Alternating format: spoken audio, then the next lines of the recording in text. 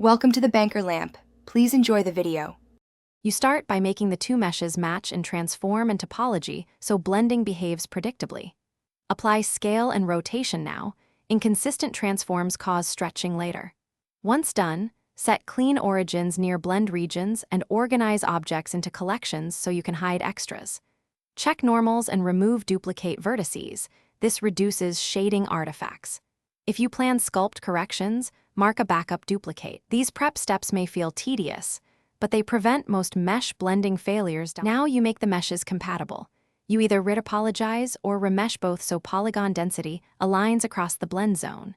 Use shrink wrap or a Boolean modifier to snap surfaces together, then project vertices carefully to avoid intersections. Once aligned, create vertex groups and paint weights where one mesh should dominate versus the other. Use blur and smooth tools to create soft falloffs. These weights will drive modifiers or blend shape influence, so take time to refine the transition shape and flow. Finally, set up the blending system. Use shape keys or mix shaders to interpolate geometry and appearance, placing deformation modifiers earlier in the stack. Preview in real time and bake corrective shape keys or normal maps if performance matters.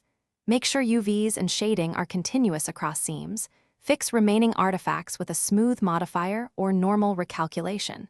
Test the mesh under animation to confirm behavior. If you see popping, revert to the backup, increase vertex density in the transition, and reproject. That single troubleshooting tip resolves most abrupt failures. Thanks for watching. If this was helpful, leave a like and consider subscribing. See you next time.